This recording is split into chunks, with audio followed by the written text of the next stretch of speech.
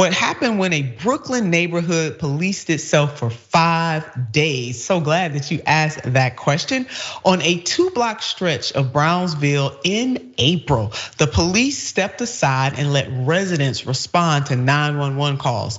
It was a bold, and I mean bold, experiment that some believe could redefine law enforcement in 21st century America, period, but really in New York. But hopefully this is a model that can be duplicated all over the country. Got to study it a little more, do some more work, some more tweaks, but I really believe that they're onto something. I hope you believe that too. Several times a year, workers from Brownsville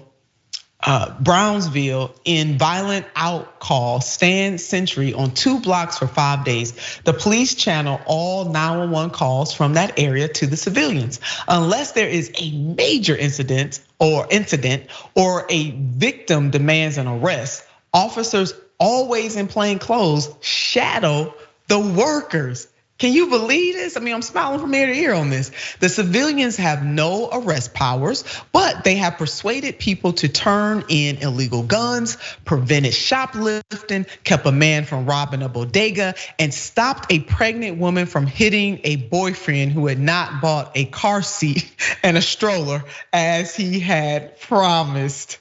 Now, they are part of the Brownsville Safety Alliance, a group of neighborhood and city groups, police officers and members of Kings County District Attorney's Office that is trying to ensure that fewer people are arrested and entangled in the criminal justice system. So you see both law enforcement and the community, or the community and law enforcement working together hand in hand, and what that outcome can be. Now, responses in the community. Residents have embraced the concept. They say we feel more safe. We can walk without feeling anxiety, he said. While they throw that we do need police, it's possible that we can police ourselves. And that's coming from Nyron Campbell, assistant program manager at Brownsville in Violence Out. And in Brownsville, the effort not only gives residents more say over what public safety looks like, but also can deter crime if people know that there are more eyes watching.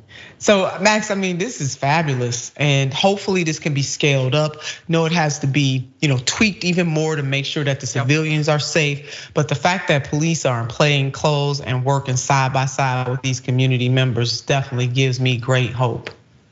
Yeah, I mean, it's often said people from outside New York think that it's a place where no one knows anybody, but it's actually a place of incredibly strong neighborhoods and communities. And when you have community elders on the corners, people care. It does create a sense that you have your community back. And what's so inspiring about this is it's not some crazy new idea. This is just rolling back to a balance of community policing that used to be fairly commonplace. And people reported having much better relationships with police. So I would love to see this expand. I think it's a great, if it can make it in New York, it can make it anywhere. Isn't that the truth? And Max, it's reminding me when I was a Cleveland City Council member in my community, there were a group of elders. It was called the CB Patrol, and it was mainly elders because they had the time, but they would go out on a regular basis and patrol the community. There were community police, real community policing. There were community police stations in most community wards in the city of Cleveland. So you don't have to go to some far away precinct. It's right there in the community.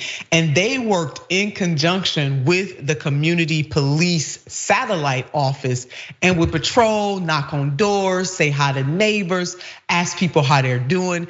And it really was a big deterrent. People felt more engaged, they felt more listened to, and surprise, surprise, it gave the community the ability to build relationship with law enforcement officers that were in the community on a regular basis. So you are absolutely right. Hearing you talk about that reminded me that no, this is not new. This is just something that has been pulled out. The funding has been cut from it, and we need to make more investments and convince or encourage more communities to do the same.